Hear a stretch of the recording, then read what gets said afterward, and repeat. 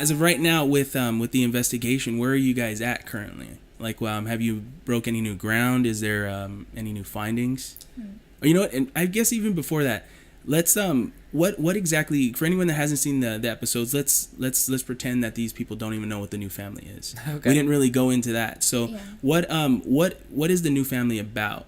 Like, what were some of their practices? What were they? What were the rules are?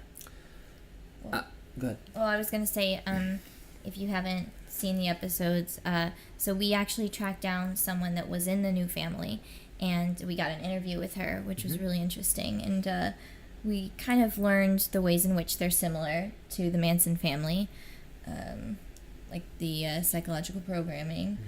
And now, what kind of psychological programming would they do? Like, what were they?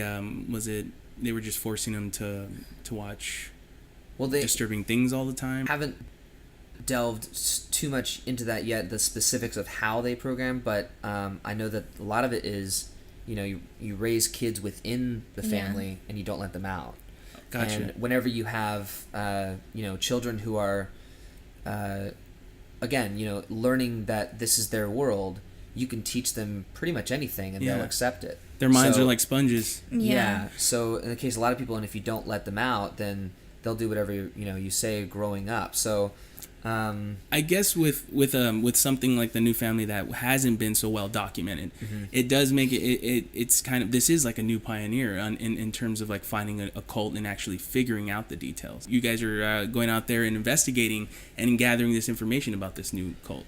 Yeah, and that's I will say that is what is exciting about this new format. At first, I was hesitant against it, but instead of finding some information and doing like a 2-minute little segment about it, we're now showing our investigation of it. And officially, there was no murders that were found. But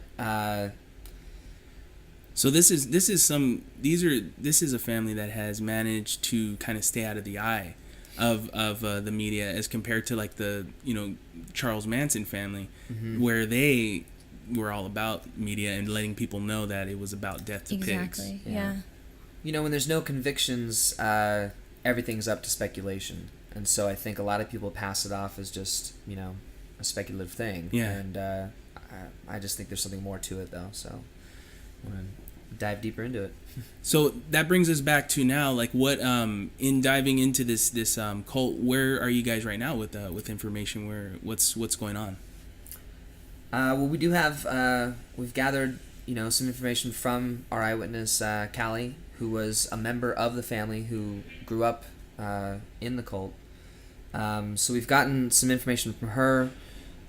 We went to the location. In the episode 1, it's a great, you can see the actual location where one of the last places that they resided before they kind of That's where disbanded. The camp was. Yeah. And they moved around a lot, but that was the last place that they were at before. So they were nomadic in fashion, where they just kept going and which is inherently suspicious. I think I mean, if you're constantly moving as a large group, what are you running away from? What are you hiding? So good point.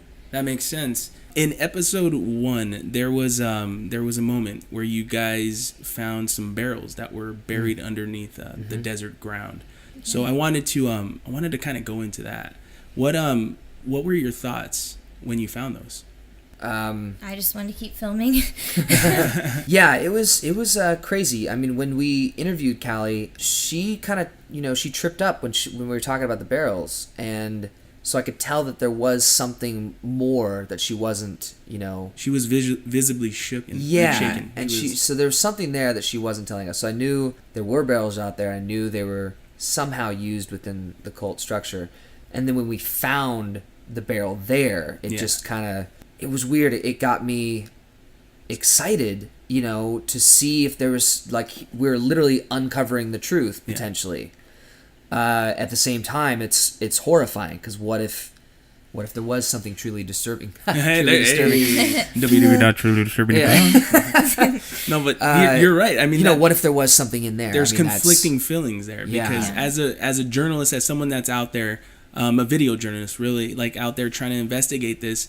Like there's excitement behind it because like if you find something, then that's a notch on your belt. Right. And if you do find something, that's also like what oh yeah. Callie was really upset. So what do you think that is? Yeah, well, that just tells me that even though we didn't find something in that specific barrel, that's just one barrel, and her reaction tells the whole story. I mean, there's something to it that she's not telling us. There's something still to be discovered, and so at least I'm part of me is glad there was nothing there. Yeah. Part of me wanted there to be something, but I think the something was found in her reaction.